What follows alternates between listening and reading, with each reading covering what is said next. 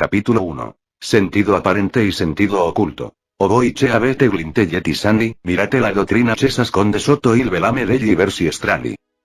Con estas palabras, Dante indica de una manera muy explícita que hay en su obra un sentido oculto, propiamente doctrinal, del que el sentido exterior y aparente no es más que un velo, y que debe ser buscado por aquellos que son capaces de penetrarle. En otra parte, el poeta va más lejos todavía, puesto que declara que todas las escrituras, y no solo las escrituras sagradas, pueden comprenderse y deben explicarse principalmente según 4 sentidos. Si possono intendere de bon si esponere massimamente per 4 sensi.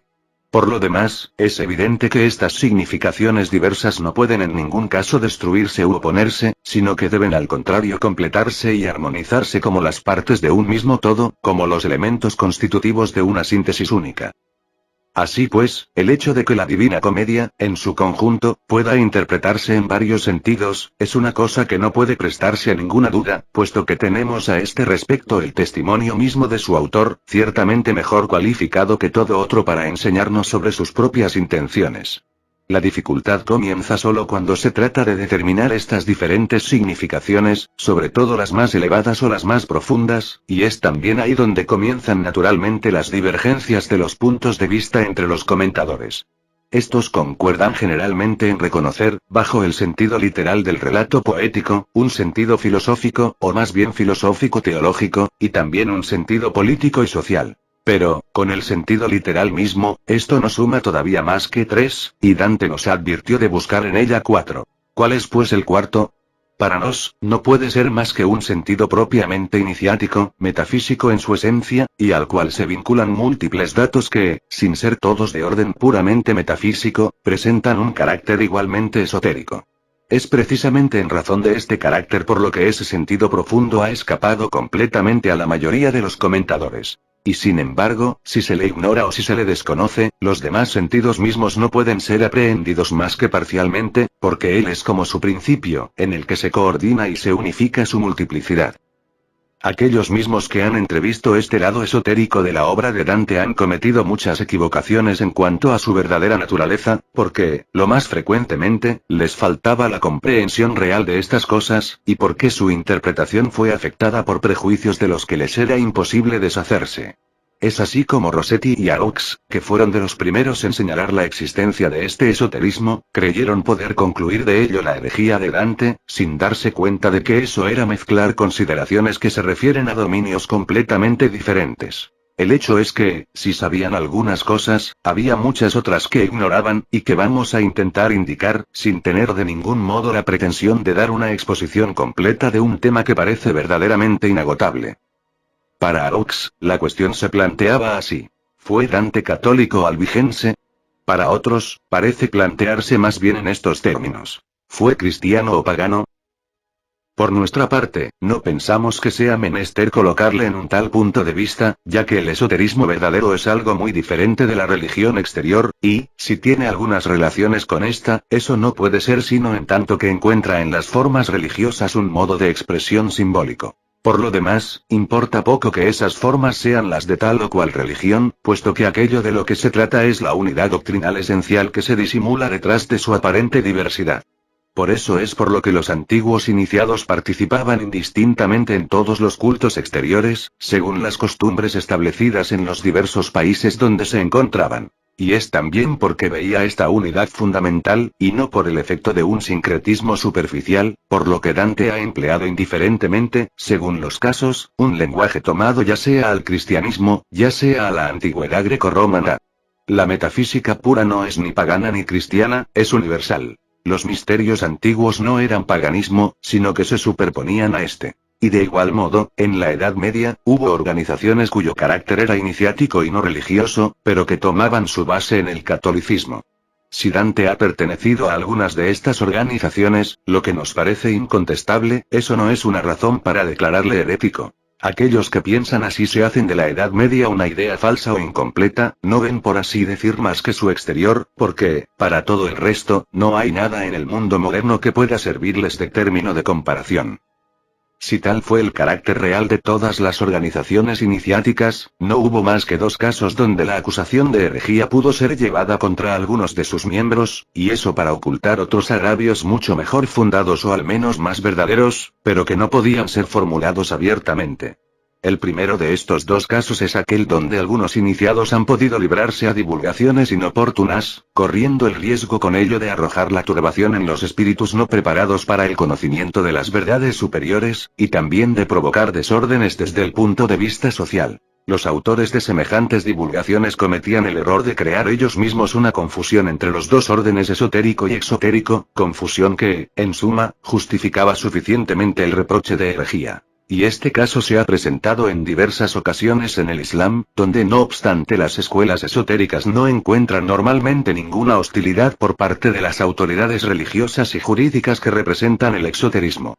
En cuanto al segundo caso, es aquel donde la misma acusación fue tomada simplemente como pretexto por un poder político para arruinar a adversarios que estimaba tanto más temibles cuanto más difíciles eran de alcanzar por los medios ordinarios. La destrucción de la Orden del Temple es su ejemplo más célebre, y este acontecimiento tiene precisamente una relación directa con el tema del presente estudio. Capítulo 2. La fe de Santa. En el Museo de Viena se encuentran 2 medallas de las que una representa de Dante y la otra al pintor Pierre de Pisa. Ambas llevan al reverso las letras Vskift, que Aroux interpreta así: Frater Sacroe Cadosch, Imperialis Principatus, Frater Templarius. Para las 3 primeras letras, esta interpretación es manifiestamente incorrecta y no da un sentido inteligible. Pensamos que es menester leer Fidei Santoe Cadosch. La asociación de la fe de Santa, de la que Dante parece haber sido uno de los jefes, era un tercer orden de filiación templaria, lo que justifica la denominación de Frater Templarius. Y sus dignatarios llevaban el título de Kadosh, palabra hebrea que significa santo o consagrado, y que se ha conservado hasta nuestros días en los altos grados de la masonería. Se puede apreciar ya por eso que no es sin razón el hecho de que Dante tome como guía, para el fin de su viaje celeste, a San Bernardo, que estableció la regla de la Orden del Temple. Y parece haber querido indicar así que era solo por la mediación de este como se hacía posible, en las condiciones propias de su época, el ascenso al grado supremo de la jerarquía espiritual. En cuanto al Imperialis Principatus, para explicarlo, uno no debe quizás limitarse a considerar el papel político de Dante, que muestra que las organizaciones a las que pertenecía eran entonces favorables al poder imperial. Es menester precisar además que el Sacro Imperio tiene una significación simbólica, y que hoy todavía, en la masonería escocesa, los miembros de los consejos supremos son calificados de dignatarios del Sacro Imperio, mientras que el título de príncipe entra en las denominaciones de un número de grados bastante grande. Además, los jefes de diferentes organizaciones de origen rosacruciano, a partir del siglo XVI, han llevado el título de imperator. Hay razones para pensar que la fe de Santa, en los tiempos de Dante, presentaba algunas analogías con lo que fue más tarde la Fraternidad de la Rosa Cruz, si es que ésta no se deriva incluso más o menos directamente de aquella. Vamos a encontrar todavía muchas otras aproximaciones del mismo género, y Aroux mismo ha señalado un gran número de ellas. Uno de los puntos esenciales que ha destacado, sin sacar quizás todas las consecuencias que conlleva, es la significación de las diversas regiones simbólicas descritas por Dante, y más particularmente la de los cielos. En efecto, lo que figuran estas regiones son en realidad otros tantos estados diferentes, y los cielos son propiamente jerarquías espirituales, es decir, grados de iniciación. Bajo esta relación, habría que establecer una concordancia interesante entre la concepción de Dante y la de Swedenborg, sin hablar de algunas teorías de la Cábala hebraica y sobre todo del esoterismo islámico. Dante mismo ha dado a este respecto una indicación que es digna de observación. Avere que yo che per terzo cielo s'intende y digo che per cielo intendo la escienza e per cieli le escienze. Pero ¿cuáles son justamente esas ciencias que es menester entender por la designación simbólica de cielos, y es menester ver en eso una alusión a las 7 artes liberales, de las que Dante, como todos sus contemporáneos, hace mención tan frecuente en otras partes? Lo que da que pensar que debe ser así, es que, según Aroux, los cátaros tenían, desde el siglo XII, signos de reconocimiento, palabras de paso, una doctrina astrológica. Hacían sus iniciaciones en el equinoccio de primavera. Su sistema científico estaba fundado sobre la doctrina de las correspondencias. A la Luna correspondía la gramática, a Mercurio la dialéctica, a Venus la retórica, a Marte la música, a Júpiter la geometría, a Saturno la astronomía y al Sol la aritmética o la razón iluminada. Así, a las 7 esferas planetarias, que son los 7 primeros de los 9 cielos de Dante, correspondían respectivamente las 7 artes liberales, precisamente las mismas cuyos nombres vemos figurar también sobre los 7 escalones del montante de la izquierda de la escala de los Kadosh, grado 30 de la masonería escocesa. El orden ascendente, en este último caso, no difiere del precedente más que por la intervención, por una parte, de la retórica y de la lógica, que sustituye aquí a la dialéctica, y, por otra, de la geometría y de la música, y también en que la ciencia que corresponde al Sol, la aritmética, ocupa el rango que pertenece normalmente a este astro en el orden astrológico de los planetas, es decir, el cuarto, el medio del septenario, mientras que los cátaros la colocaban en el escalón más alto de su escala mística, como lo hace Dante para su correspondiente del montante de la derecha, la fe, Emouna, es decir, esa misteriosa fe de santa de la que él mismo era Kadosh. No obstante, todavía se impone una precisión sobre este tema. ¿Cómo es posible que correspondencias de este tipo, que hacen de ellas verdaderos grados iniciáticos, hayan sido atribuidas a las artes liberales, que eran enseñadas pública y oficialmente en todas las escuelas? Pensamos que debía de haber dos maneras de considerarlas, una exotérica y la otra esotérica. A toda ciencia profana puede superponerse otra ciencia que se refiere, si se quiere, al mismo objeto, pero que le considera bajo un punto de vista más profundo, y que es con respecto a esa ciencia profana lo que los sentidos superiores de las escrituras son con respecto a su sentido literal. Se podría decir también que las ciencias exteriores proporcionan un modo de expresión para verdades superiores, porque ellas mismas no son más que el símbolo de algo que es de otro orden, y porque, como lo ha dicho Platón, lo sensible no es más que un reflejo de lo inteligible. Los fenómenos de la naturaleza y los acontecimientos de la historia tienen todos un valor simbólico, porque expresan algo de los principios de los que dependen, de los que son consecuencias más o menos alejadas.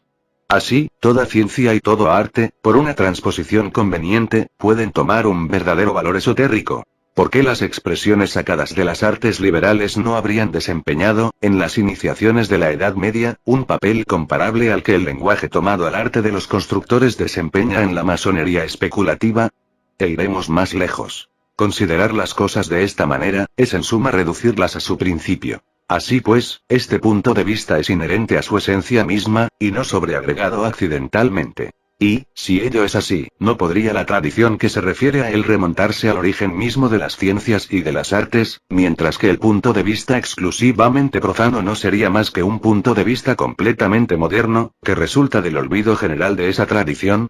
No podemos tratar aquí esta cuestión con todos los desarrollos que conllevaría. Pero veamos en qué términos Dante mismo indica, en el comentario que da de su primera canzone, la manera en que aplica a su obra las reglas de algunas de las artes liberales. O uomini, che vedere non potete la sentenza di questa canzone, non la rifiutate però. Ma ponete mente alla sua bellezza, che è grande, si per costruzione, la quale si pertiene agli grammatici. Si per l'ordine del sermone che si pertiene agli retorici. Si per lo numero delle sue parti, che si pertiene agli musici. En esta manera de considerar la música en relación con el número, y por consiguiente como ciencia del ritmo en todas sus correspondencias, no puede uno reconocer un eco de la tradición pitagórica. Y no es esta misma tradición precisamente, la que permite comprender el papel solar atribuido a la aritmética, de la que hace el centro común de todas las demás ciencias, y también las relaciones que unen a estas entre sí, y más especialmente a la música con la geometría, por el conocimiento de las proporciones en las formas, que encuentra su aplicación directa en la arquitectura, y con la astronomía, por el de la armonía de las esferas celestes. A continuación, veremos suficientemente la importancia fundamental que tiene el simbolismo de los números en la obra de Dante. Y, si este simbolismo no es únicamente pitagórico, si se encuentra en otras doctrinas por la simple razón de que la verdad es una, por ello no nos está menos permitido pensar que, de Pitágoras a Virgilio y de Virgilio a Dante, la cadena de la tradición no fue sin duda rota sobre la tierra de Italia. Capítulo 3. Aproximaciones masónicas y herméticas. De las consideraciones generales que acabamos de exponer, nos es menester ahora volver a esas singulares aproximaciones que ha señalado Aroux, y las cuales hacíamos alusión más atrás. El infierno representa el mundo profano, el purgatorio comprende las pruebas iniciáticas, y el cielo es la morada de los perfectos, en quienes se encuentran reunidos y llevados a su cenit la inteligencia y el amor, y la ronda celeste que describe Dante comienza en los alti serafini, que son los principi celesti, y acaba en los últimos rangos del cielo. Ahora bien, se encuentra que algunos dignatarios inferiores de la masonería escocesa, que pretenden remontarse a los templarios, y de los que Cervino, el príncipe escocés, el amante de Isabel de Galicia, es la personificación en Orlando Furioso del Ariosto, se titulan igualmente príncipes de gracia. Que su asamblea o capítulo se nombra el tercer cielo. Que tienen por símbolo un palladium, o estatua de la verdad, revestida como Beatriz de los tres colores verde, blanco y rojo. Que su venerable, cuyo título es Príncipe Excelentísimo, que lleva una flecha en la mano y sobre el pecho un corazón en un triángulo, es una personificación del amor. Que el número misterioso 9, del que Beatriz es particularmente amada, Beatriz a quien es menester llamar amor, dice Dante en la Vita Nuova, es también atribuido a este venerable, rodeado de 9 columnas, de 9 candelabros con 9 brazos y con 9 luces, en fin de la edad de 81 años, múltiplo, o más exactamente cuadrado, de 9, cuando se supone que Beatriz muere en el año 81 del siglo. Este grado de príncipe de gracia, o escocés trinitario, es el grado 26 del rito escocés. He aquí lo que dice de él el F. Bowilly, en su explicación de los 12 escudetes que representan los emblemas y los símbolos de los 12 grados filosóficos del rito escocés antiguo y aceptado, del grado 19 al 30. Este grado es, según nosotros, el más inextricable de todos los que componen esta docta categoría. También toma el sobrenombre de escocés trinitario. En efecto, todo ofrece en esta alegoría el emblema de la Trinidad. Este fondo a 3 colores verde, blanco y rojo, abajo esta figura de la verdad, en fin, por todas partes este indicio de la gran obra de la naturaleza a las fases de la cual hacen alusión los 3 colores, de los elementos constitutivos de los metales azufre, mercurio y sal, de su fusión, de su separación solve y coágula, en una palabra de la ciencia de la química mineral o más bien de la alquimia, de la que Hermes fue el fundador entre los egipcios, y que dio tanta potestad y extensión a la medicina espagírica. Hasta tal punto es verdad que las ciencias constitutivas de la felicidad y de la libertad se suceden y se clasifican con este orden admirable que prueba que el Creador ha proporcionado a los hombres todo lo que puede calmar sus males y prolongar su paso sobre la tierra. Es principalmente en el número 3, también representado por los 3 ángulos del delta, del que los cristianos han hecho el símbolo brillante de la divinidad. Es, digo, en este número 3, que se remonta a los tiempos más lejanos, donde el sabio observador descubre la fuente primitiva de todo lo que sacude al pensamiento, enriquece la imaginación, y da una justa idea de la igualdad social y así pues, no cesemos, dignos caballeros, de permanecer escoceses trinitarios, de mantener y de honrar el número 3 como el emblema de todo lo que constituye los deberes del hombre, y recuerda a la vez la querida Trinidad de nuestra orden, grabada sobre las columnas de nuestros templos. La fe, la esperanza y la caridad. Lo que es menester sobre todo retener de este pasaje, es que el grado de que se trata, como casi todos los que se vinculan a la misma serie, presenta una significación claramente hermética. Y lo que conviene observar más particularmente a este respecto, es la conexión del hermetismo con las órdenes de caballería. Este no es el lugar de buscar el origen histórico de los altos grados del escocismo, ni de discutir la teoría tan controvertida de su descendencia templaria. Pero, ya sea que haya habido una filiación real y directa o solo una reconstitución, por ello no es menos cierto que la mayoría de estos grados, y también algunos de los que se encuentran en otros ritos, aparecen como los vestigios de organizaciones que tenían antiguamente una existencia independiente, y concretamente a esas antiguas órdenes de caballería cuya fundación está ligada a la historia de las cruzadas, es decir, a una época donde no hubo solo relaciones hostiles, como lo creen aquellos que se atienen a las apariencias, sino también activos intercambios intelectuales entre Oriente y Occidente, intercambios que se operaron sobre todo por la mediación de las. Es menester admitir que es en Oriente donde estas órdenes tomaron los datos herméticos que asimilaron, o no se debe pensar más bien que poseyeron desde su origen un esoterismo de este género, y que es su propia iniciación la que las hizo aptas para entrar en relaciones sobre este terreno con los orientales. Esa es todavía una cuestión que no pretendemos resolver, pero la segunda hipótesis, aunque menos frecuentemente considerada que la primera, no tiene nada de inverosímil para quien reconoce la existencia, durante toda la Edad Media, de una tradición iniciática propiamente occidental. Y lo que llevaría también a admitirlo, es que órdenes fundadas más tarde, y que no tuvieron nunca relaciones con Oriente, estuvieron provistas igualmente de un simbolismo hermético, como la Orden del Toisón de Oro, cuyo nombre mismo es una alusión tan clara como es posible a este simbolismo. Sea como sea, en la época de Dante, el hermetismo existía ciertamente en la Orden del Temple, lo mismo que el conocimiento de algunas doctrinas de origen más ciertamente árabe, doctrinas que Dante mismo parece no haber ignorado tampoco, y que le fueron transmitidas sin duda también por esta vía. Nos explicaremos más adelante sobre este último punto.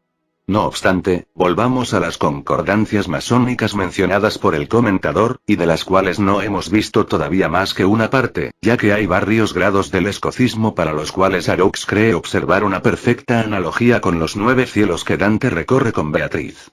He aquí las correspondencias indicadas para los 7 cielos planetarios. A la luna corresponden los profanos. A Mercurio, el caballero del sol, grado 28.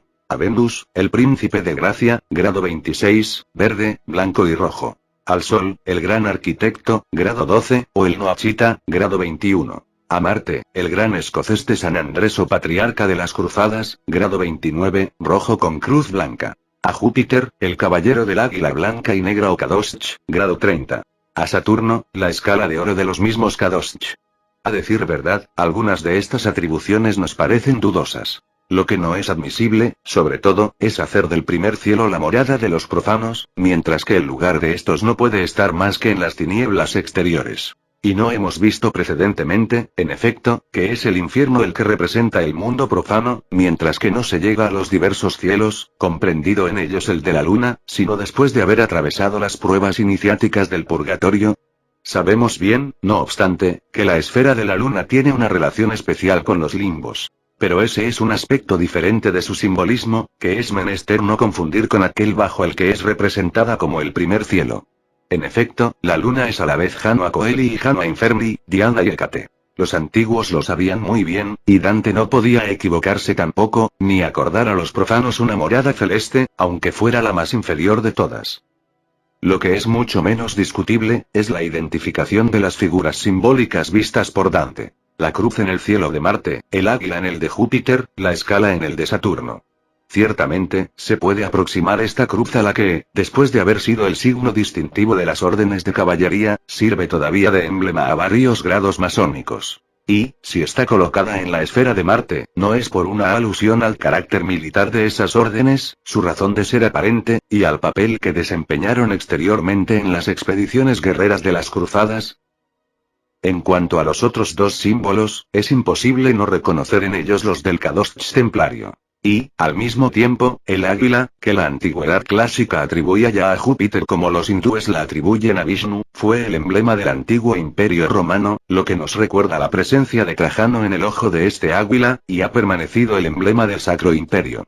El cielo de Júpiter es la morada de los príncipes sabios y justos. Dirigite justitiam, qui judicatis terram, correspondencia que, como todas las que da Dante para los otros cielos, se explica enteramente por razones astrológicas. Y el nombre hebreo del planeta Júpiter es Tzedek, que significa justo.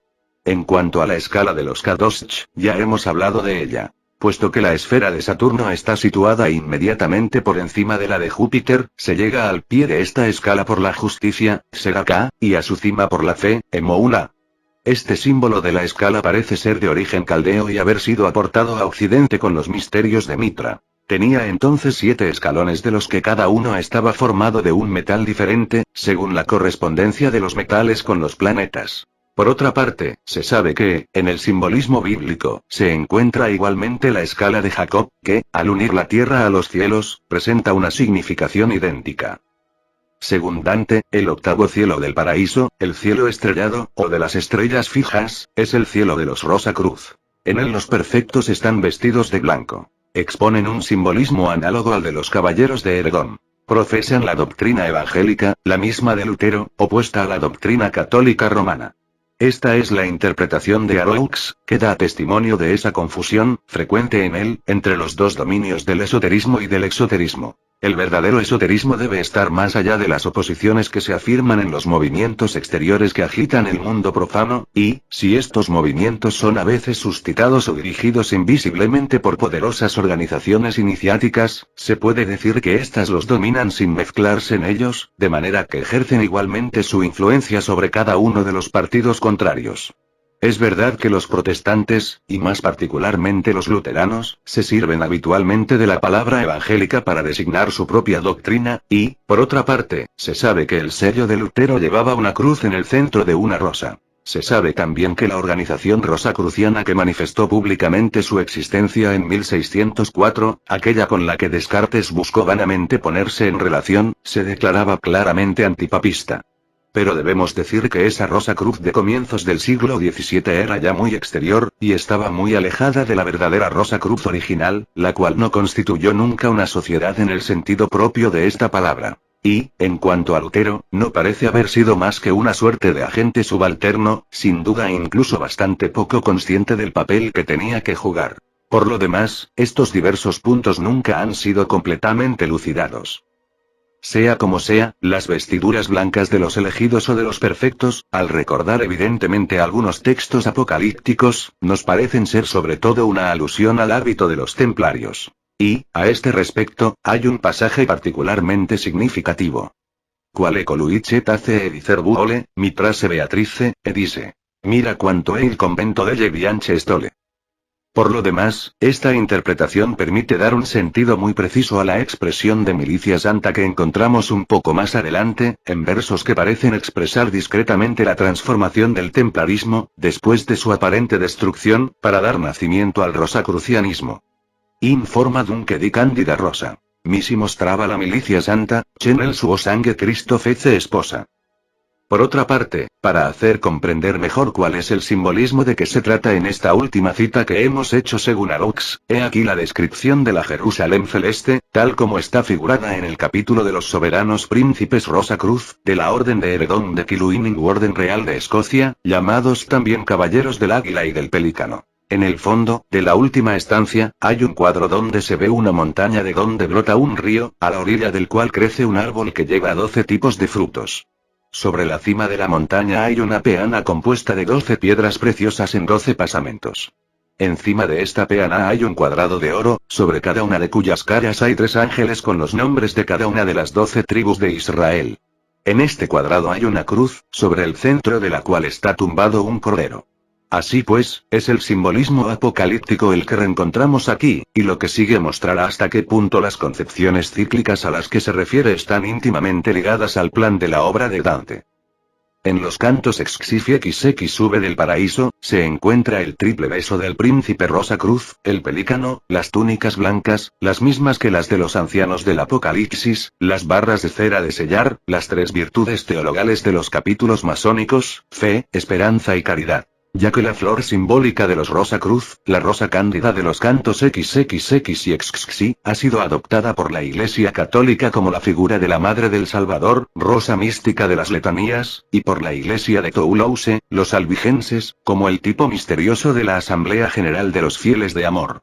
Estas metáforas ya eran empleadas por los paulicianos, predecesores de los cátaros en los siglos X y XI. Hemos creído útil reproducir todas estas aproximaciones, que son interesantes, y que sin duda se podrían multiplicar todavía sin gran dificultad. Pero, no obstante, salvo probablemente en el caso del templarismo y del rosicrucianismo original, sería menester no pretender sacar de ellas conclusiones demasiado rigurosas en lo que concierne a una filiación directa de las diferentes formas iniciáticas entre las cuales se constata así una cierta comunidad de símbolos. En efecto, no solo el fondo de las doctrinas es siempre y por todas partes el mismo, sino que, lo que puede parecer más sorprendente a primera vista, también los modos de expresión mismos presentan frecuentemente una similitud destacable, y eso para tradiciones que están muy alejadas en el tiempo o en el espacio como para que se pueda admitir una influencia inmediata de las unas sobre las otras. En parecido caso, sin duda sería menester, para descubrir un vinculamiento efectivo, remontarse mucho más lejos de lo que la historia nos permite hacerlo. Por otro lado, comentadores tales como Rossetti y Araux, al estudiar el simbolismo de la obra de Dante como lo han hecho, se han atenido en ello a un aspecto que podemos calificar de exterior. Queremos decir que se han detenido en lo que llamaríamos de buena gana su lado ritualista, es decir, en formas que, para aquellos que no son capaces de ir más lejos, ocultan el sentido profundo mucho más de lo que lo expresan. Y, como se ha dicho muy justamente, es natural que ello sea así, porque, para poder percibir y comprender las alusiones y las referencias convencionales o alegóricas, es menester conocer el objeto de la alusión o de la alegoría. Y, en el caso presente, es menester conocer las experiencias místicas por las que la verdadera iniciación hace pasar al misto y al epocte. Para quien tiene alguna experiencia de este género, no hay ninguna duda sobre la existencia, en la Divina Comedia y en la Eneida, de una alegoría metafísico-esotérica, que vela y expone al mismo tiempo las fases sucesivas por las que pasa la consciencia del iniciado para alcanzar la inmortalidad. Capítulo 4. Dante y el rosacrucianismo. El mismo reproche de insuficiencia que hemos formulado al respecto de Rossetti y de Arroux puede ser dirigido también a Eliphas Levi, que, aunque afirma una relación con los misterios antiguos, ha visto sobre todo una aplicación política, o político-religiosa, que no tiene a nuestros ojos más que una importancia secundaria, y que ha cometido siempre el error de suponer que las organizaciones propiamente iniciáticas se han comprometido directamente en las luchas exteriores. He aquí, en efecto, lo que dice este autor en su Historia de la Magia. Se han multiplicado los comentarios y los estudios sobre la obra de Dante, y nadie, que sepamos, ha señalado su verdadero carácter. La obra del gran Gibelino es una declaración de guerra al papado por la revelación atrevida de los misterios. La epopeya de Dante es joanita y gnóstica. Es una aplicación atrevida de las figuras y de los números de la cábala a los dogmas cristianos, y una negación secreta de todo lo que hay de absoluto en estos dogmas. Su viaje a través de los mundos sobrenaturales se cumple como la iniciación a los misterios de Eleusis y de Tebas. Es Virgilio quien le conduce y le protege en los círculos del nuevo Tártaro, como si Virgilio, el tierno y melancólico profeta de los destinos del hijo Polión, fuera a los ojos del poeta florentino el padre ilegítimo, pero verdadero, de la epopeya cristiana. Gracias al genio pagano de Virgilio, Dante escapa de ese abismo sobre cuya puerta había leído una sentencia de desesperanza. Y escapa de allí poniendo su cabeza en el lugar de sus pies y sus pies en el lugar de su cabeza, es decir, tomando el contrapié del dogma, y entonces remonta a la luz sirviéndose para ello del demonio mismo como de una escala monstruosa. Escapa a lo espantoso a fuerza de espanto, a lo horrible a fuerza de horror. El infierno, parece, no es un atolladero más que para aquellos que no saben volverse. Dante toma al diablo a contrapelo, si me es permisible emplear aquí esta expresión familiar, y se emancipa por su audacia. Es ya el protestantismo rebasado, y el poeta de los enemigos de Roma ya ha descubierto a Fausto al subir al cielo sobre la cabeza de Mefístoles vencido. En realidad, la voluntad de revelar misterios, suponiendo que la cosa sea posible, y no lo es, porque el verdadero misterio no es más que inexpresable, y la decisión de tomar el contrapié del dogma, o de invertir conscientemente el sentido y el valor de los símbolos, no serían las marcas de una iniciación muy alta. Afortunadamente, no vemos por nuestra parte, nada de tal en Dante, cuyo esoterismo se envuelve más bien al contrario en un velo bastante difícilmente penetrable, al mismo tiempo que se apoya sobre bases estrictamente tradicionales. Hacer de él un precursor del protestantismo, y quizás también de la revolución, simplemente porque fue un adversario del papado sobre el terreno político, es desconocer enteramente su pensamiento y no comprender nada del espíritu de su época. Hay todavía otra cosa que nos parece difícilmente sostenible. Es la opinión que consiste en ver en Dante un cabalista en el sentido propio de esta palabra. Y aquí somos tanto más llevados a desconfiar cuanto que sabemos muy bien cuántos de nuestros contemporáneos se ilusionan fácilmente sobre este tema, creyendo encontrar cábala por todas partes donde hay una forma cualquiera de esoterismo.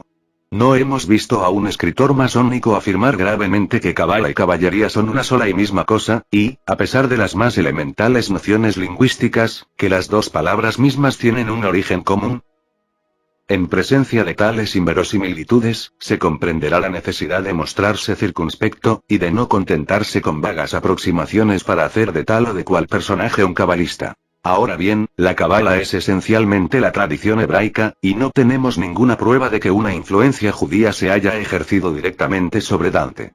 Lo que ha dado nacimiento a una tal opinión, es únicamente el empleo que hace de la ciencia de los números. Pero si esta ciencia existe efectivamente en la cábala hebraica y tiene en ella un lugar de los más importantes, también se encuentra en otras partes. Se llegará pues a pretender igualmente, bajo el mismo pretexto, que Pitágoras era también un cabalista.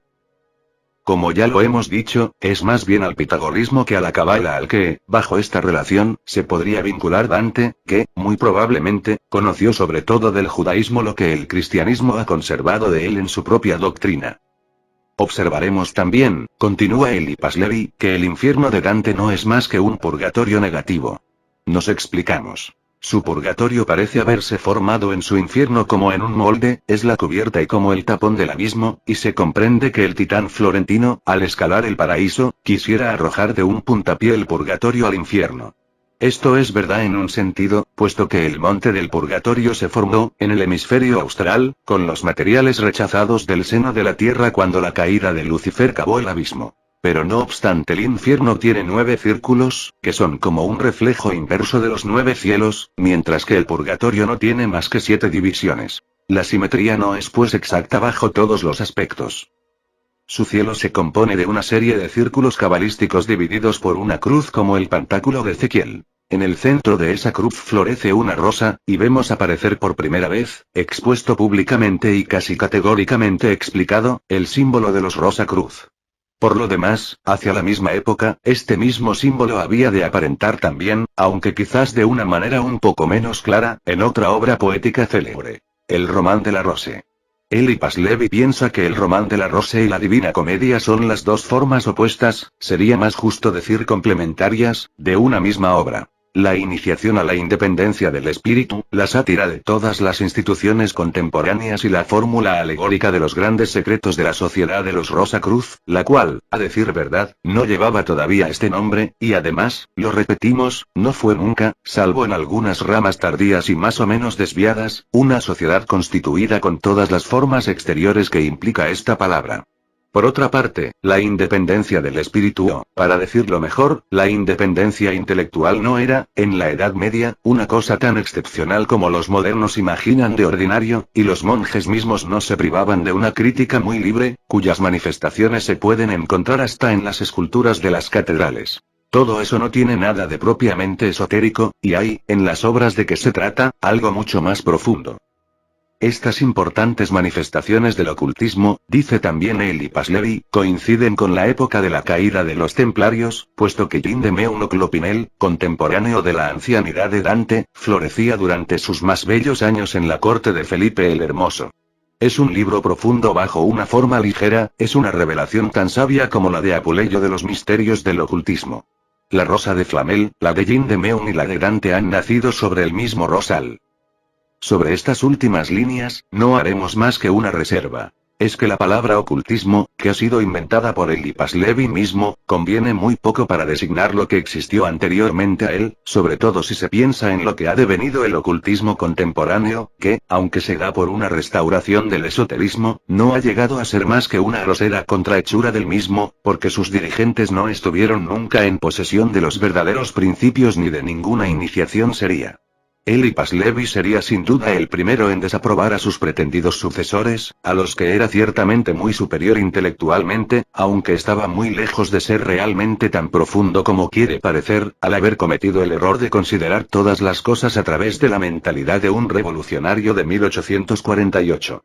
Si nos hemos entretenido un poco en discutir su opinión, es porque sabemos bien que su influencia ha sido grande, incluso sobre aquellos que apenas si le han comprendido, y porque pensamos que es bueno fijar los límites en los cuales su competencia puede ser reconocida. Su principal defecto, que es el de su tiempo, es poner las preocupaciones sociales en el primer plano y mezclarlas con todo indistintamente. En la época de Dante, ciertamente se sabía situar mejor cada cosa en el lugar que debe convenirle normalmente en la jerarquía universal.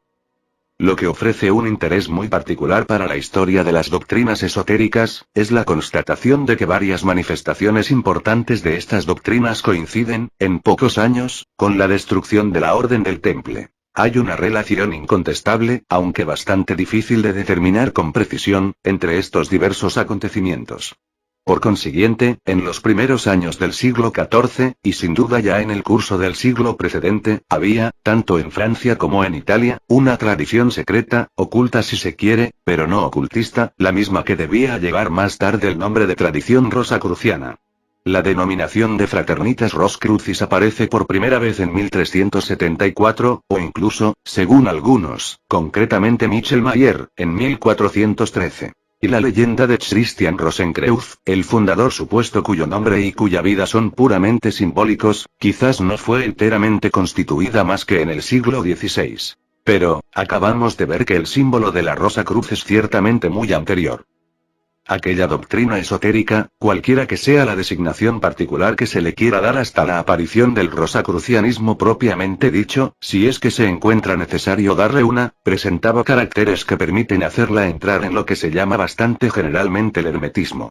La historia de esta tradición hermética está íntimamente ligada a la de las órdenes de caballería. Y, en la época de que nos ocupamos, era conservada por organizaciones iniciáticas como la de la Fe de Santa y de los Fieles de Amor, y también por aquella masenia del Santo Graal de la que el historiador Henry Martín habla en estos términos, precisamente a propósito de las novelas de caballería, que son también una de las grandes manifestaciones literarias del esoterismo en la Edad Media. En el Titurel, la leyenda del Grial alcanza su última y espléndida transfiguración, bajo la influencia de ideas que Wolfram parecía haber embebido en Francia, y particularmente en los templarios del mediodía de Francia.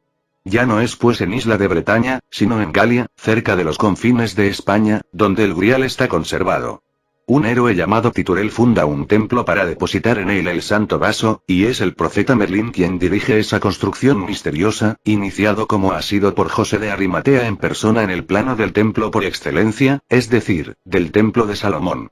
La caballería del Grial deviene aquí la masenie, es decir, una francmasonería ascética, cuyos miembros se llaman los templistas, y se puede entender aquí la intención de religar a un centro común, figurado por este templo ideal, la orden de los templarios y las numerosas confraternidades de constructores que renovaron entonces la arquitectura de la Edad Media.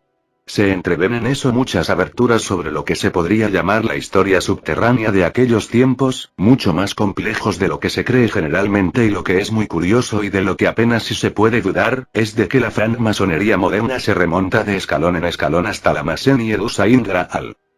Sería quizás imprudente adoptar de una manera demasiado exclusiva la opinión expresada en la última frase, porque los vínculos de la masonería moderna con las organizaciones anteriores son, ellos también, extremadamente complejos. Pero por ello no será menos bueno tenerla en cuenta, ya que en eso se puede ver al menos la indicación de uno de los orígenes reales de la masonería. Todo eso puede ayudar a entender en una cierta medida los medios de transmisión de las doctrinas esotéricas a través de la Edad Media, así como la oscura filiación de las organizaciones iniciáticas en el curso de ese mismo período, durante el que fueron verdaderamente secretas en la más completa acepción de esta palabra.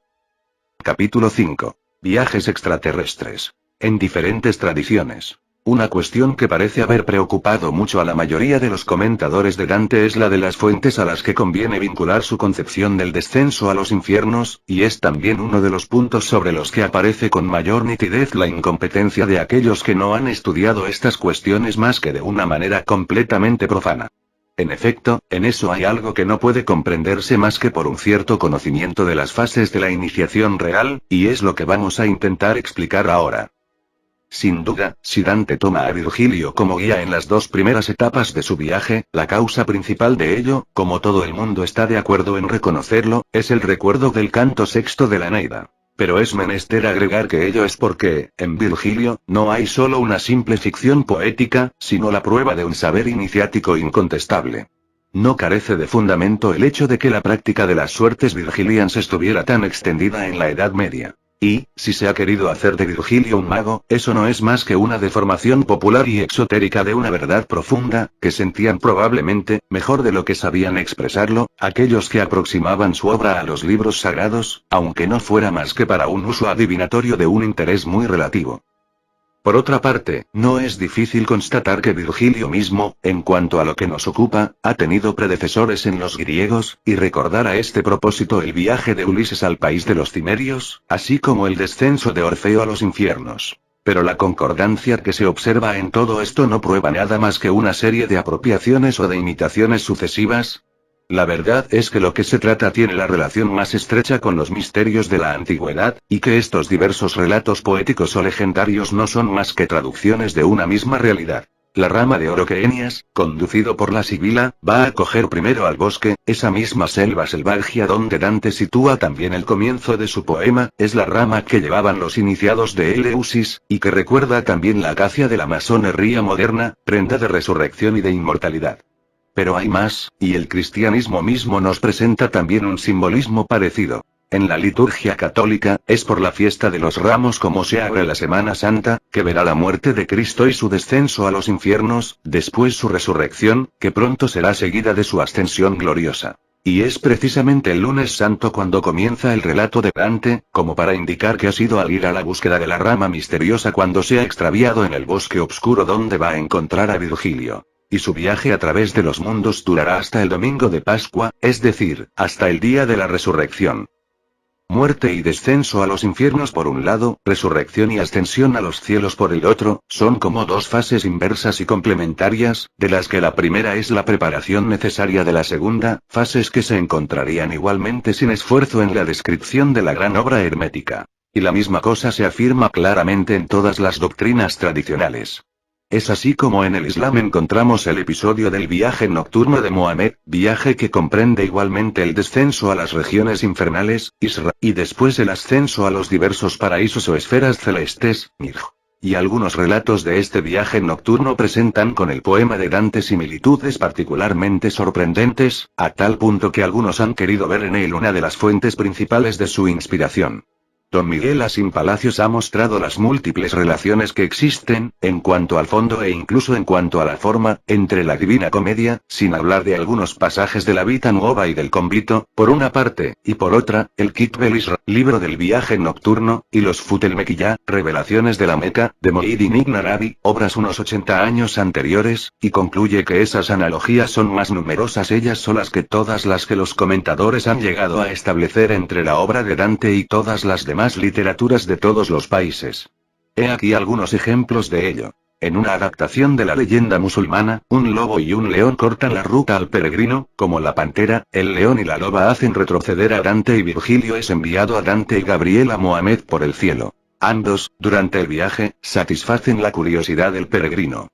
El infierno es anunciado en las dos leyendas por signos idénticos. Tumulto violento y confuso, ráfagas de fuego y la arquitectura del infierno dantesco está calcada sobre la del infierno musulmán. Los dos son una gigantesca tolva formada por una serie de pisos, de grados o escalones circulares que descienden gradualmente hasta el fondo de la tierra. Cada uno de ellos encierra una categoría de pecadores, cuya culpabilidad y cuya pena se agravan a medida que los mismos habitan un círculo más hundido. Cada piso se subdivide en otros diferentes, afectos a categorías variadas de pecadores. Finalmente, estos dos infiernos están situados debajo de la ciudad de Jerusalén y a fin de purificarse al salir del infierno y de poder elevarse al paraíso, Dante se somete a una triple ablución. Una misma triple ablución purifica las almas en la leyenda musulmana. Antes de penetrar en el cielo, son sumergidas sucesivamente en las aguas de los tres ríos que fertilizan el jardín de Abraham y la arquitectura de las esferas celestes a través de las cuales se cumple la ascensión es idéntica en las dos leyendas. En los 9 cielos están dispuestas, según sus méritos respectivos, las almas bienaventuradas que, finalmente, se juntan todas en el empíreo o última esfera y lo mismo que Beatriz se desvanece ante San Bernardo para guiar a Dante en las últimas etapas, de igual modo Gabriel abandona a Mohamed cerca del trono de Dios a donde será atraído por una guirnalda luminosa y la apoteosis final de las dos ascensiones es la misma. Los dos viajeros, elevados hasta la presencia de Dios, nos describen a Dios como un foco de luz intensa, rodeado de 9 círculos concéntricos formados por las filas cerradas de innumerables espíritus angélicos que emiten rayos luminosos. Una de las filas circulares más próximas del foco es la de los querubines. Cada círculo rodea al círculo inmediatamente inferior, y los 9 giran sin tregua alrededor del centro divino y los pisos infernales, los cielos astronómicos, los círculos de la rosa mística, los coros angélicos que rodean el foco de la luz divina, los 3 círculos que simbolizan la trinidad de personas, están tomados palabra a palabra por el poeta florentino Muhyiddin Ibn Arabi. Tales coincidencias, hasta en detalles extremadamente precisos, no pueden ser accidentales, y tenemos muchas razones para admitir que Dante se haya inspirado efectivamente, en una medida bastante importante, de los escritos de Muhyiddin. Pero ¿cómo es que los ha conocido? Se considera como posible intermediario a Brunetto Latini, que había pasado una estancia en España. Pero esta hipótesis nos parece poco satisfactoria. Muhyiddin había nacido en Murcia, de donde su sobrenombre de El-Ándalsi, pero no pasó toda su vida en España, y murió en Damasco. Por otro lado, sus discípulos estaban extendidos en todo el mundo islámico, pero sobre todo en Siria y en Egipto, y finalmente es poco probable que sus obras hayan sido del dominio público, o incluso algunas de entre ellas no lo han sido jamás.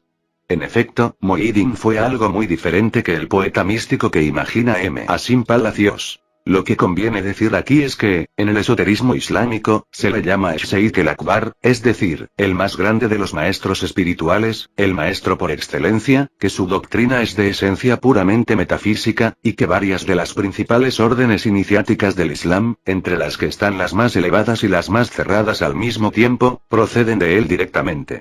Ya hemos indicado que tales organizaciones estuvieron, en el siglo XIII, es decir, en la época misma de Muhyiddin, en relaciones con las órdenes de caballería, y, para nos, es por eso por lo que se explica la transmisión constatada. Si ello fuera de otro modo, y si Dante hubiera conocido a Muhyiddin por vías profanas, ¿por qué no le habría nombrado nunca, de la misma manera que nombra a los filósofos exotéricos del Islam, Avicena y Averroes? Además, está reconocido que hubo influencias islámicas en los orígenes del rosacrucianismo, y es a eso a lo que hacen alusión los supuestos viajes de Christian Rosenkreuz a Oriente. Pero el origen real del rosacrucianismo, ya lo hemos dicho, son precisamente las órdenes de caballería, y son ellas las que formaron, en la Edad Media, el verdadero lazo intelectual entre Oriente y Occidente. Los críticos occidentales modernos, que no consideran el viaje nocturno de Mohammed más que como una leyenda más o menos poética, pretenden que esta leyenda no es específicamente islámica y árabe, sino que sería originaria de Persia, porque el relato de un viaje similar se encuentra en un libro mazdeísta, el Ardbufme. Algunos piensan que es menester remontar todavía más lejos, hasta la India, donde se encuentra en efecto, tanto en el brahmanismo como en el budismo, una multitud de descripciones simbólicas de los diversos estados de existencia bajo la forma de un conjunto jerárquicamente organizado de cielos y de infiernos. Y algunos llegan incluso hasta suponer que Dante ha podido sufrir directamente la influencia india. En aquellos que no ven en todo eso más que literatura, se comprende esta manera de considerar las cosas, aunque sea bastante difícil, incluso desde el simple punto de vista histórico, admitir que Dante haya podido conocer algo de la India de otro modo que por la mediación de los árabes. Pero, para nos, estas similitudes no muestran otra cosa que la unidad de la doctrina que está contenida en todas las tradiciones. No hay nada de sorprendente en que nos encontremos por todas partes la expresión de las mismas verdades, pero precisamente, para no sorprenderse de ello, primero es menester saber que son verdades, y no ficciones más o menos arbitrarias. Allí donde no hay más que semejanzas de orden general, no hay lugar a concluir de ello una comunicación directa. Esta conclusión no está justificada más que si las mismas ideas son expresadas bajo una forma idéntica, lo que es el caso para Muhyiddin y Dante. Es cierto que lo que encontramos en Dante está en perfecto acuerdo con las teorías hindúes de los mundos y de los ciclos cósmicos, pero sin estar revestido no obstante de la forma que es propiamente hindú. Y este acuerdo existe necesariamente en todos aquellos que tienen conciencia de las mismas verdades, cualquiera que sea la manera en que han adquirido su conocimiento. Capítulo 6. Los tres mundos. La distinción de los tres mundos, que constituye el plan general de la Divina Comedia, es común a todas las doctrinas tradicionales. Pero toma formas diversas, y, en la India misma, hay dos que no coinciden, pero que no están en contradicción tampoco, y que corresponden solo a puntos de vista diferentes. Según una de estas divisiones, los tres mundos son los infiernos, la tierra y los cielos. Según la otra, donde los infiernos ya no se consideran, son la tierra, la atmósfera, o región intermediaria, y el cielo. En la primera, es menester admitir que la región intermediaria se considera como un simple prolongamiento del mundo terrestre. Y es así como aparece en Dante el purgatorio, que puede ser identificado a esta misma región. Por otra parte, teniendo en cuenta esta asimilación, la segunda división es rigurosamente equivalente a la distinción hecha por la doctrina católica entre iglesia militante, iglesia purgante e iglesia triunfante. Ahí, tampoco se puede hablar del infierno.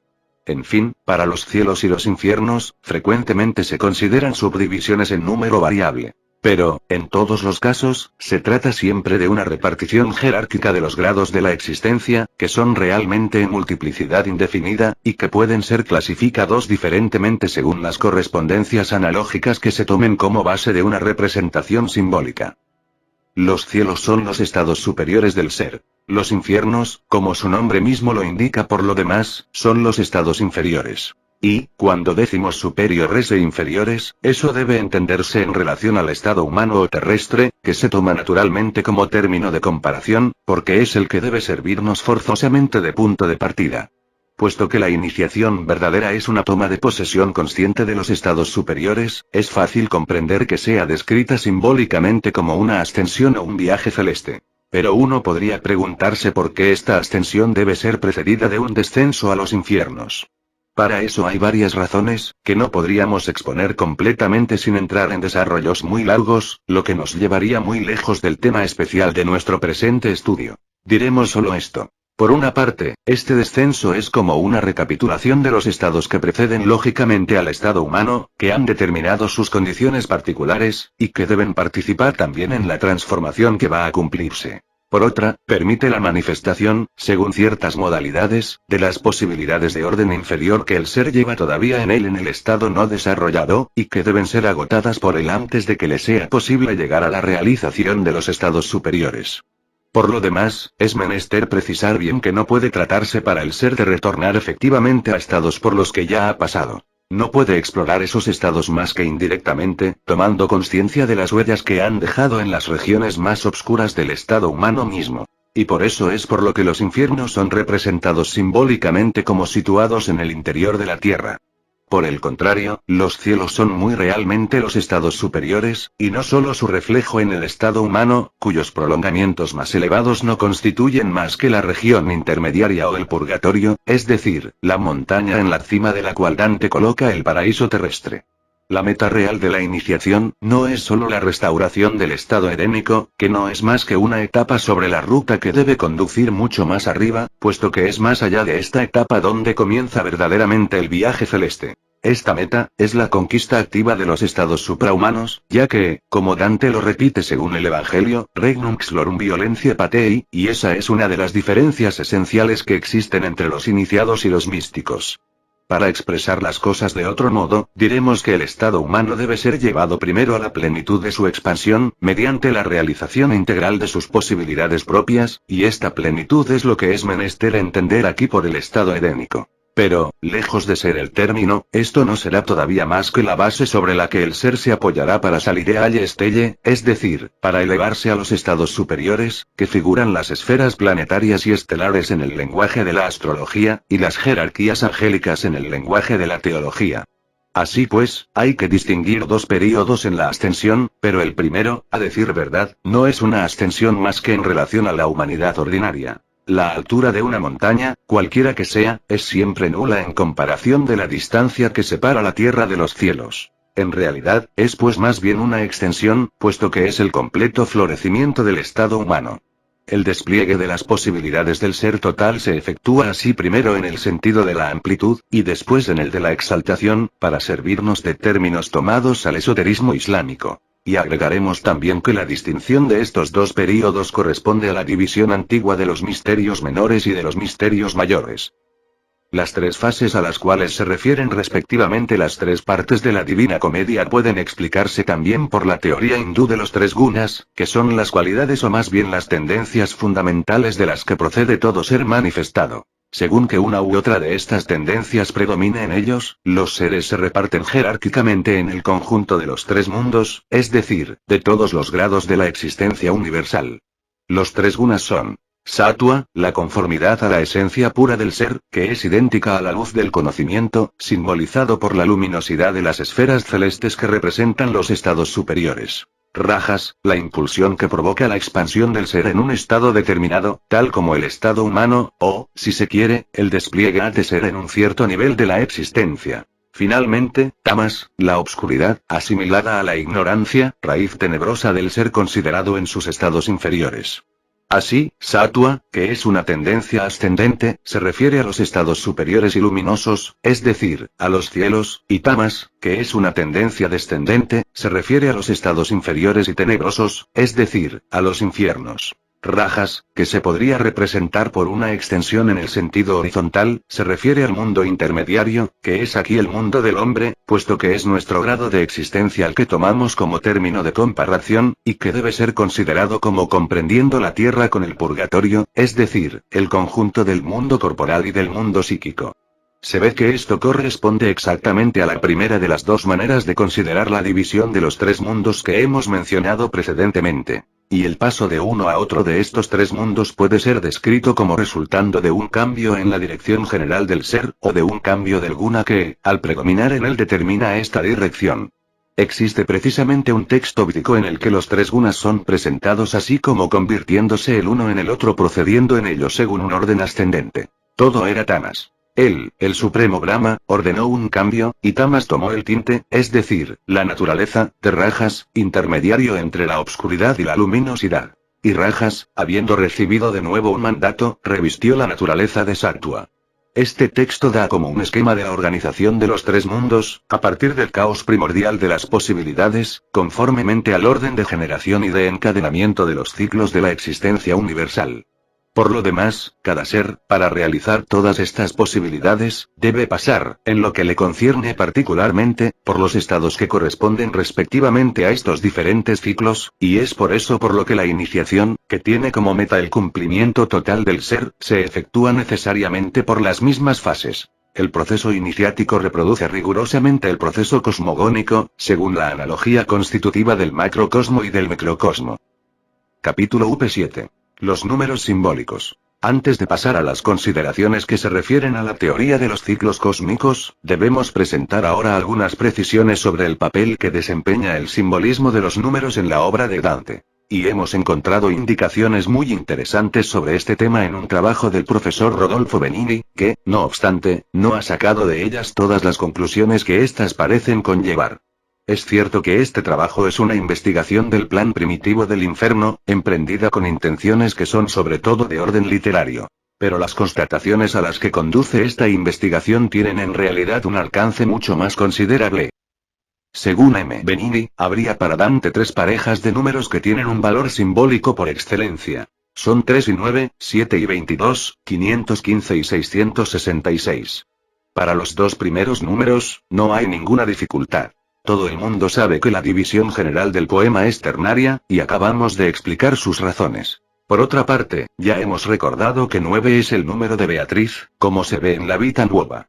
Por lo demás, este número 9 está directamente vinculado al precedente, puesto que es su cuadrado, y se le podría llamar un triple ternario. Es el número de las jerarquías angélicas, y por consiguiente el de los cielos, y es también el de los círculos infernales, ya que hay una cierta relación de simetría inversa entre los cielos y los infiernos.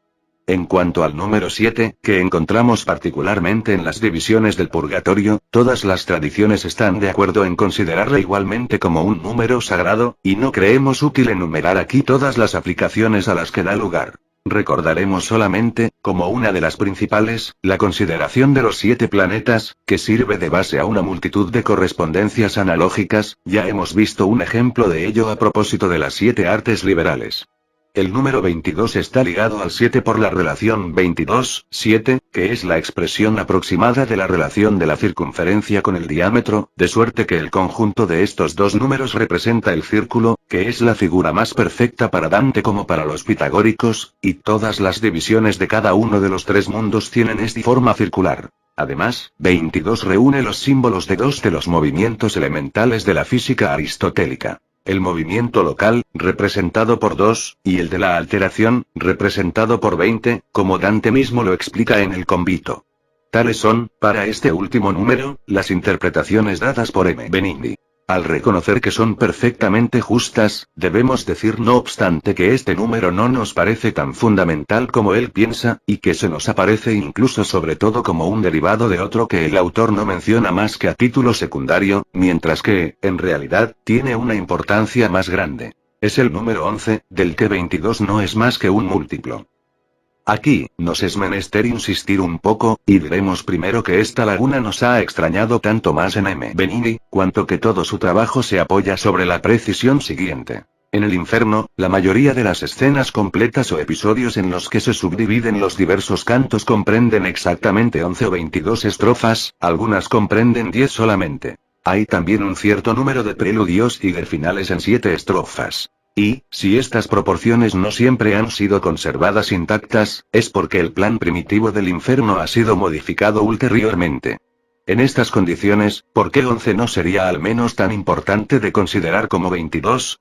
Estos dos números se encuentran asociados también en las dimensiones asignadas a los extremos Volgie, cuyas circunferencias respectivas son de 11 y 22 millas. Pero 22 no es el único múltiplo de 11 que interviene en el poema.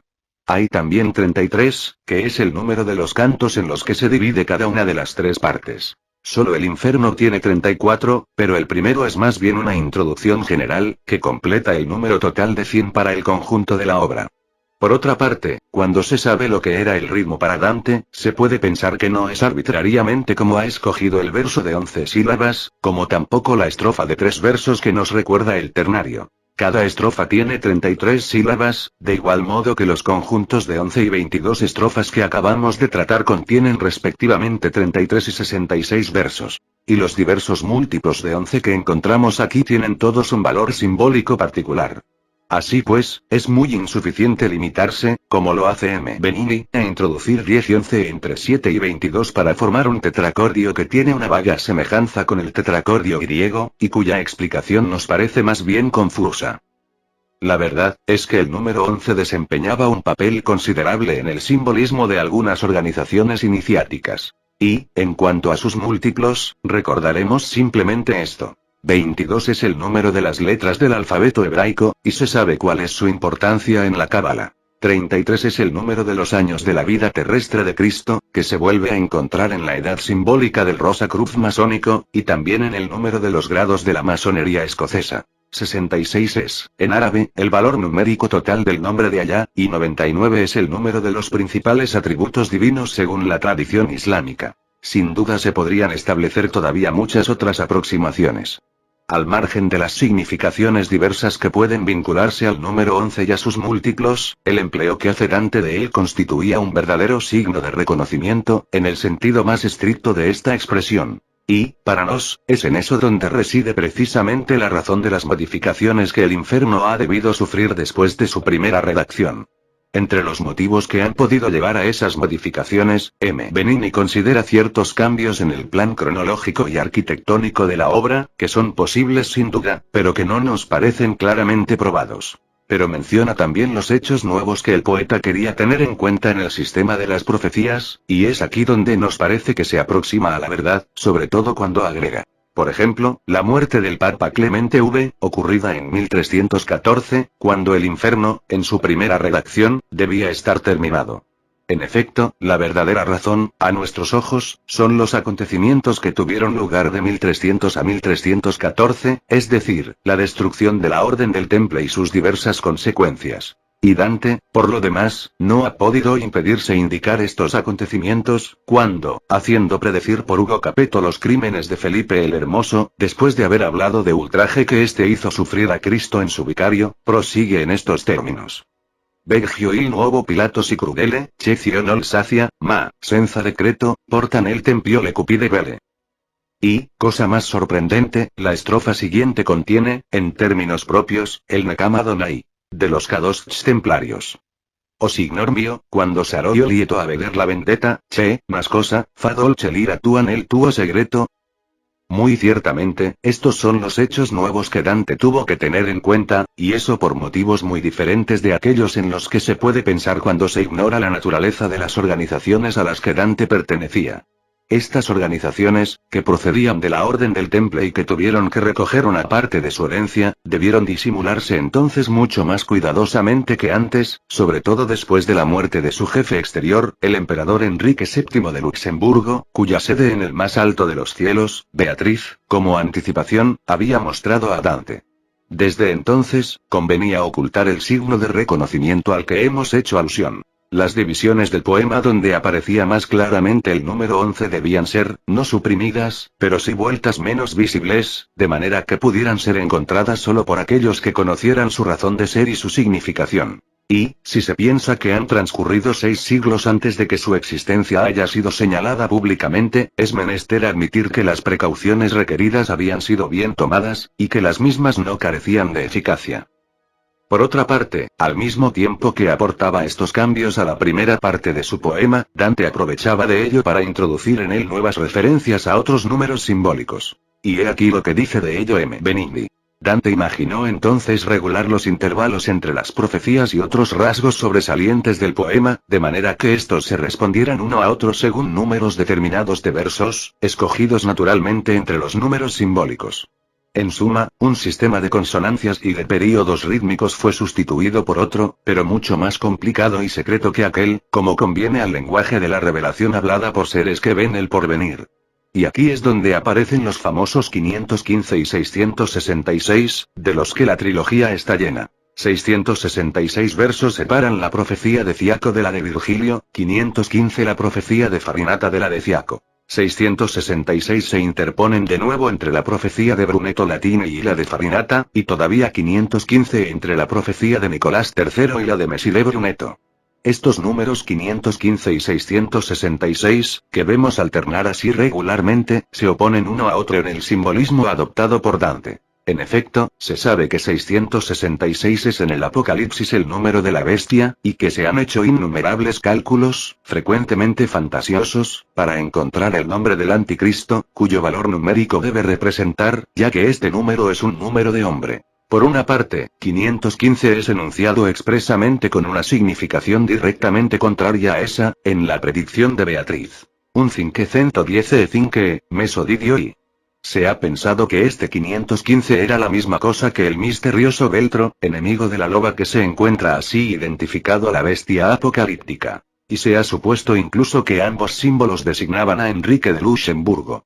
No tenemos la intención de discutir aquí la significación del Veltro, pero no creemos que sea menester ver en él una alusión a un personaje determinado. Para nos, se trata solo de uno de los aspectos de la concepción general que Dante se hace del imperio. M. Benigni, al observar que el número 515 se transcribe en letras latinas por DXV, interpreta estas letras como iniciales que designan Dante, Veltro di Cristo. Pero esta interpretación es singularmente forzada, y por lo demás nada autoriza a suponer que Dante haya querido identificarse él mismo a este enviado de Dios. En realidad, basta cambiar el orden de las letras numéricas para obtener DVX, es decir, la palabra Dux, que se comprende sin más explicación. Y agregaremos que la suma de las cifras de 515 da también el número 11. Este Dux puede bien ser Enrique de Luxemburgo, si se quiere, pero es también, y al mismo título, cualquier otro jefe que pueda ser escogido por las mismas organizaciones para realizar la meta que se habían asignado en el orden social, y que la masonería escocesa designa todavía como el reino del Sacro Imperio. Capítulo 8. Los ciclos cósmicos. Después de estas observaciones que creemos propias para fijar algunos puntos históricos importantes, llegamos a lo que M. Benigni denomina la cronología del poema de Dante. Ya hemos mencionado que este cumple su viaje a través de los mundos durante la Semana Santa, es decir, en el momento del año litúrgico que corresponde al equinoccio de primavera. Y hemos visto también que es en esta época, según Aroux, cuando los cátaros hacían sus iniciaciones. Por otra parte, en los capítulos masónicos de Rosa Cruz, la conmemoración de la cena es celebrada el Jueves Santo, y la reanudación de los trabajos tiene lugar simbólicamente el viernes a las 3 de la tarde, es decir, en el día y en la hora en que murió Cristo. En fin, el comienzo de esta Semana Santa del año 1300 coincide con la luna llena. Y se podría hacer observar a este propósito, para completar las concordancias señaladas por Aroux, que es también en la luna llena cuando los noachites tienen sus asambleas. Ese año 1300 marca para Dante el medio de su vida, tenía entonces 35 años, y para él es también el medio de los tiempos. Aquí también, citaremos lo que dice M. Benigni. Raptado por un pensamiento extraordinariamente egocéntrico, Dante sitúa su visión en el medio de la vida del mundo. El movimiento de los cielos había durado 65 siglos hasta él, y debía durar otros 65 después de él y, mediante un hábil juego, hizo que se reencontraran los aniversarios exactos, en 3 especies de años astronómicos, de los acontecimientos más grandes de la historia, y, en una 4ª especie, el aniversario del acontecimiento más grande de su vida personal. Lo que debe retener sobre todo nuestra atención, es la evaluación de la duración total del mundo, diríamos más bien del ciclo actual. 2 veces 65 siglos, es decir, 130 siglos o 13.000 años, de los que los 13 siglos transcurridos desde el comienzo de la era cristiana forman exactamente la décima parte. El número 65 es por lo demás digno de observar en sí mismo.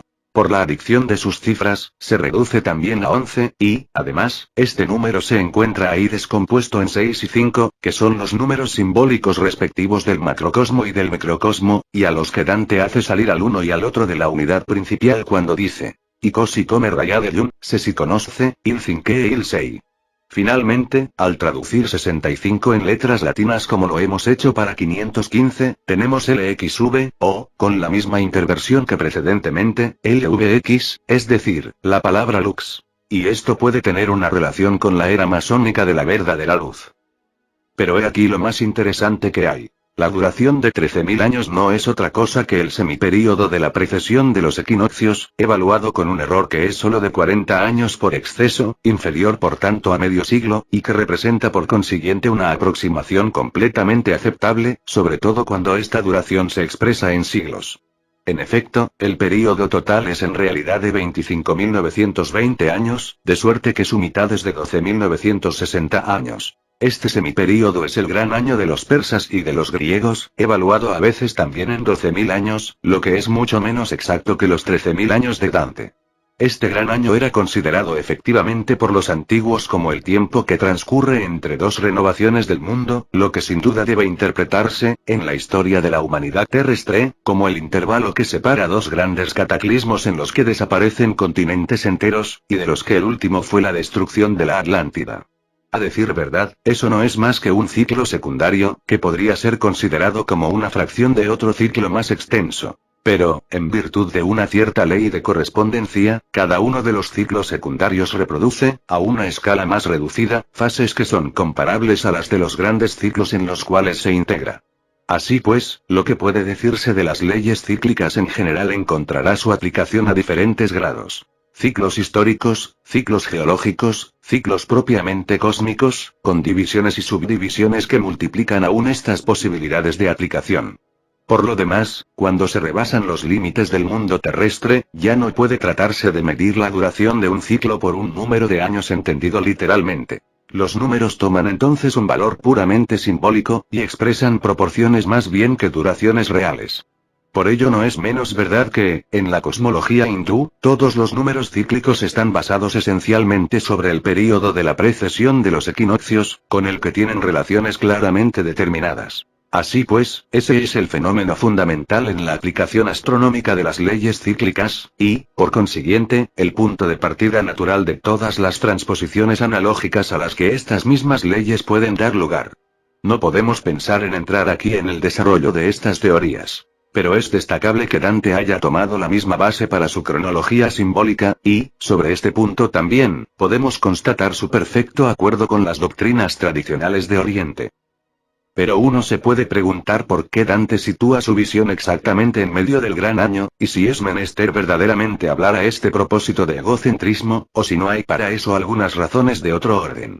Podemos hacer observar primero que, si se toma un punto de partida cualquiera en el tiempo, y si se cuenta a partir de ese origen la duración del período cíclico, siempre se llegará a un punto que estará en perfecta correspondencia con aquel de donde se ha partido, ya que es esta correspondencia misma entre los elementos de los ciclos sucesivos la que asegura la continuidad de estos. Así pues, se puede escoger el origen de manera de colocarse idealmente en el medio de un tal período. Se tienen así dos duraciones iguales, una anterior y la otra posterior, en el conjunto de las cuales se cumple verdaderamente toda la revolución de los cielos, puesto que todas las cosas se reencuentran finalmente en una posición, no idéntica, pretenderlo sería caer en el error del eterno retorno de Nietzsche, sino analógicamente correspondiente a la que tenían al comienzo. Esto puede ser representado geométricamente de la manera siguiente. Si el ciclo en cuestión es el semiperíodo de la precesión de los equinoccios, y si se figura el período entero por una circunferencia, bastará trazar un diámetro horizontal para partir esta circunferencia en dos mitades de las que cada una representará un semiperíodo, donde el comienzo y el fin de este corresponden a las dos extremidades del diámetro. Si se considera solamente la semicircunferencia superior, y si se traza el radio vertical, este terminará en el punto mediano, que corresponde al medio de los tiempos. La figura así obtenida es el signo, es decir, el símbolo alquímico del reino mineral. Coronado de una cruz, es el globo del mundo, jeroglífico de la tierra y emblema del poder imperial. Este último uso del símbolo de que se trata permite pensar que debía tener para Dante un valor particular. Y la añadidura de la cruz se encuentra implicada en el hecho de que el punto central donde se colocaba correspondía geográficamente a Jerusalén, que representaba para él lo que podemos llamar el polo espiritual. Por otra parte, en los antípodas de Jerusalén, es decir, en el otro polo, se eleva el monte del Purgatorio, por encima del cual brillan las 4 estrellas que forman la constelación de la Cruz del Sur. Ahí está la entrada de los cielos, de igual modo que por debajo de Jerusalén está la entrada de los infiernos. Y encontramos figurada, en esta oposición, la antítesis del Cristo doloroso y del Cristo glorioso. Se podrá encontrar extraño, a primera vista, que establezcamos así una asimilación entre un simbolismo cronológico y un simbolismo geográfico. Y no obstante es a eso a lo que queríamos llegar para dar a la precisión que precede su verdadera significación, ya que la sucesión temporal, en todo esto, no es más que un modo de expresión simbólico. Un ciclo cualquiera puede ser partido en 2 fases, que son, cronológicamente, sus 2 mitades sucesivas, y es bajo esta forma como lo hemos considerado en primer lugar. Pero en realidad, estas 2 fases representan respectivamente la acción de 2 tendencias adversas, y por lo demás complementarias. Y, evidentemente, esta acción puede ser tanto simultánea como sucesiva. Por consiguiente, colocarse en el medio del ciclo, es colocarse en el punto donde estas tendencias se equilibran. Es, como dicen los iniciados musulmanes, el lugar divino donde se concilian los contrastes y las antinomias. Es el centro de la rueda de las cosas, según la expresión hindú, o el invariable medio de la tradición extremo oriental, el punto fijo alrededor del cual se efectúa la rotación de las esferas, la mutación perpetua del mundo manifestado. El viaje de Dante se cumple según el eje espiritual del mundo. En efecto, solo desde ahí se pueden considerar todas las cosas en modo permanente, porque uno mismo está sustraído al cambio, y porque, por consiguiente, tiene del cambio una visión sintética y total. Desde el punto de vista propiamente iniciático, lo que acabamos de indicar responde también a una verdad profunda. El ser debe ante todo identificar el centro de su propia individualidad, representado por el corazón en el simbolismo tradicional, con el centro cósmico del estado de existencia al que pertenece esta individualidad, y que va a tomar como base para elevarse a los estados superiores.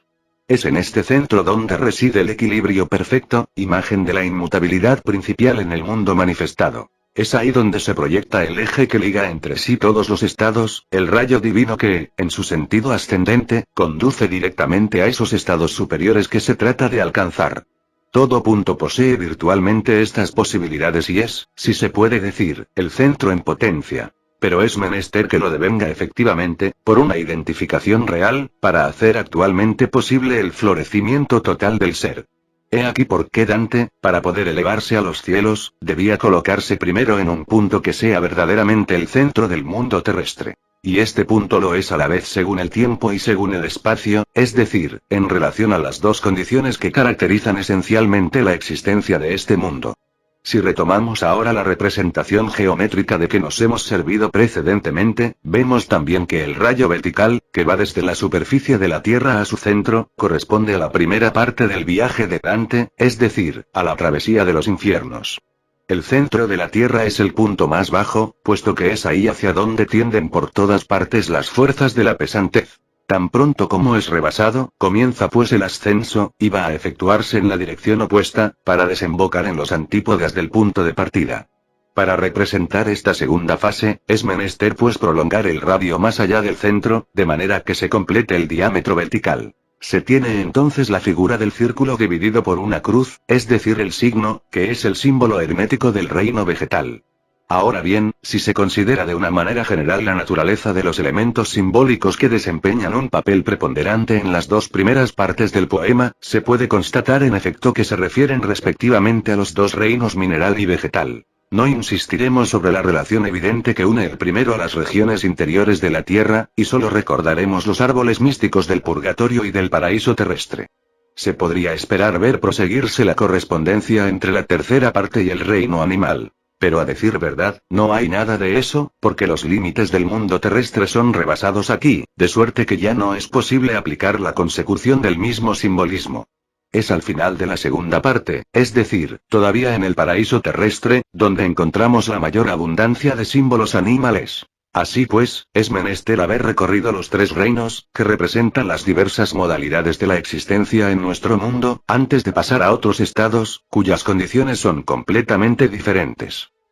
Nos es menester considerar todavía los dos puntos opuestos, situados en las extremidades del eje que atraviesa la Tierra, y que, como lo hemos dicho, son Jerusalén y el paraíso terrestre. En cierto modo, son las proyecciones verticales de los dos puntos que marcan el comienzo y el fin del ciclo cronológico, y que, como tales, habíamos hecho corresponder a las extremidades del diámetro horizontal en la figuración precedente. Si estas extremidades representan su oposición según el tiempo, y si las extremidades del diámetro vertical representan su oposición según el espacio, se tiene así una expresión del papel complementario de los dos principios cuya acción, en nuestro mundo, se traduce por la existencia de las dos condiciones de tiempo y de espacio.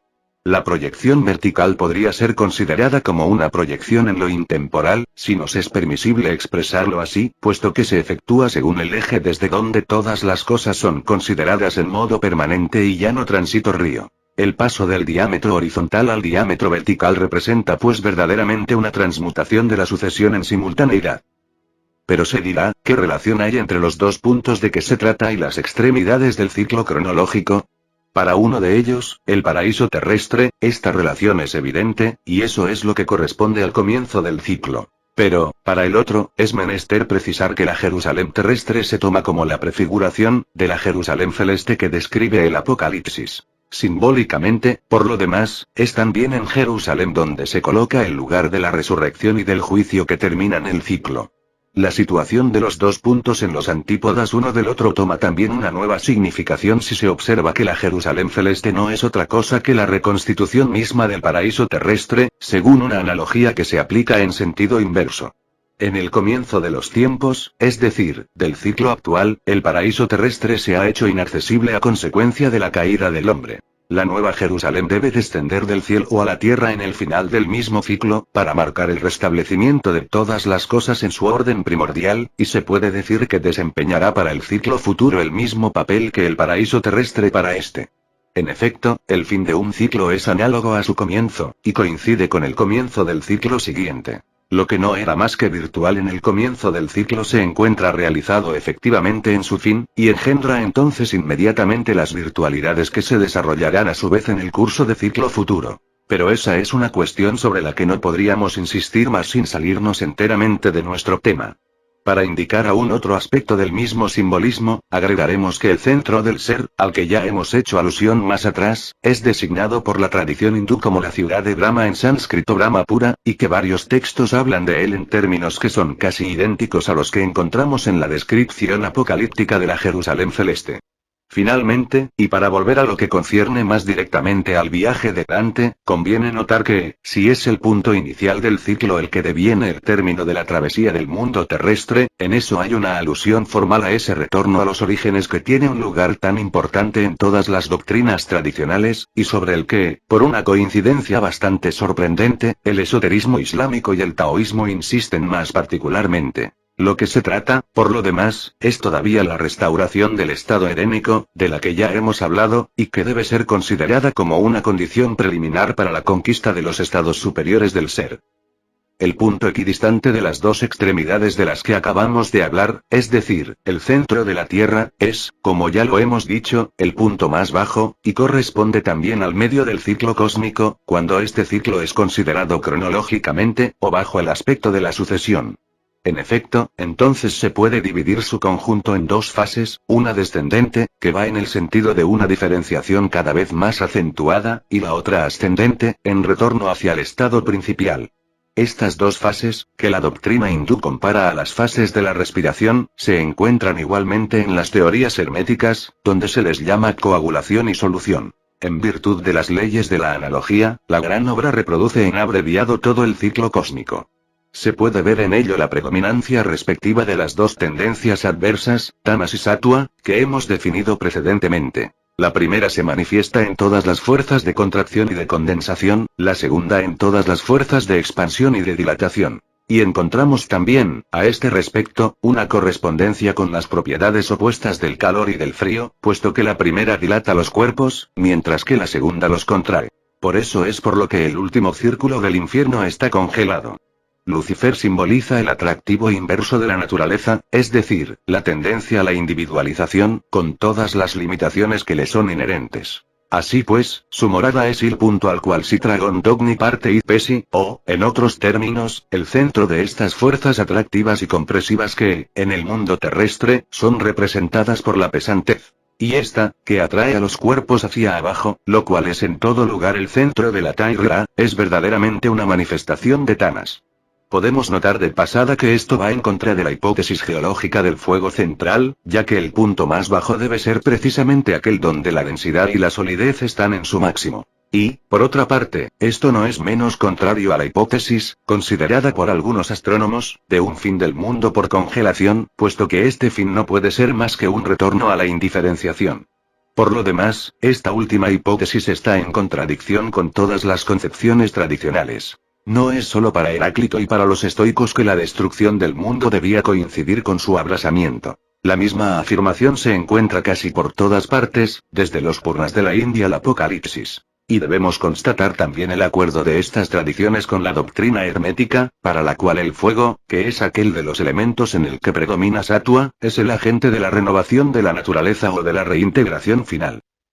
Así pues, el centro de la Tierra representa el punto extremo de la manifestación en el estado de existencia considerado. Es un verdadero punto de detención, a partir del cual se produce un cambio de dirección, donde la preponderancia pasa de la una a la otra de las dos tendencias adversas. Por eso es por lo que, desde que se ha alcanzado el fondo de los infiernos, comienza la ascensión o el retorno hacia el principio, ascensión que sucede inmediatamente al descenso. Y el paso de un hemisferio al otro se hace rodeando el cuerpo de Lucifer, de una manera que hace pensar que la consideración de este punto central no deja de tener ciertas relaciones con los misterios masónicos de la habitación del medio, donde se trata igualmente de muerte y de resurrección. Por todas partes y siempre, encontramos igualmente la expresión simbólica de las dos fases complementarias que, en la iniciación o en la gran obra hermética, lo que no es en el fondo más que una sola y misma cosa, traducen estas mismas leyes cíclicas, universalmente aplicables, y sobre las cuales, para nos, reposa toda la construcción del poema de Dante. Capítulo 9. Errores de las interpretaciones sistemáticas. Algunos pensarán quizás que este estudio plantea aún más cuestiones de las que resuelve, y, a decir verdad, no podríamos protestar contra una semejante crítica, si es que es una crítica. Y solo puede serlo por parte de aquellos que ignoran cuánto difiere de todo saber profano el conocimiento iniciático. Por eso es por lo que, desde el comienzo, hemos tenido cuidado de advertir que no entendíamos dar una exposición completa, ya que la naturaleza misma del tema nos impedía una semejante pretensión.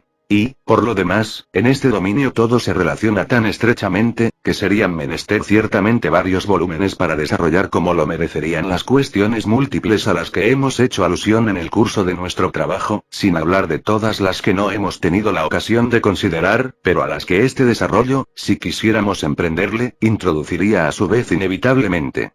Al terminar, diremos solamente, para que nadie pueda equivocarse sobre nuestras intenciones, que los puntos de vista que hemos indicado no son en modo alguno exclusivos, y que sin duda hay todavía muchos otros en los que uno podría colocarse igualmente y de los que se sacarían conclusiones no menos importantes, puesto que todos estos puntos de vista se completan en perfecta concordancia en la unidad de la síntesis total. Pertenece a la esencia misma del simbolismo iniciático no poder reducirse a fórmulas más o menos estrechamente sistemáticas, como aquellas en las que se complace la filosofía profana.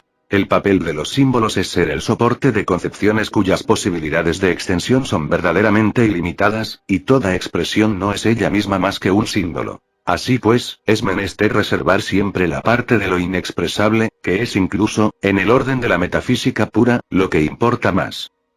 En estas condiciones, se comprenderá sin esfuerzo que nuestras pretensiones se limiten a proporcionar un punto de partida a la reflexión de aquellos que, al interesarse verdaderamente en estos estudios, son capaces de comprender su alcance real, y a indicarles la vía de algunas investigaciones de las que nos parece que se podría sacar un provecho muy particular.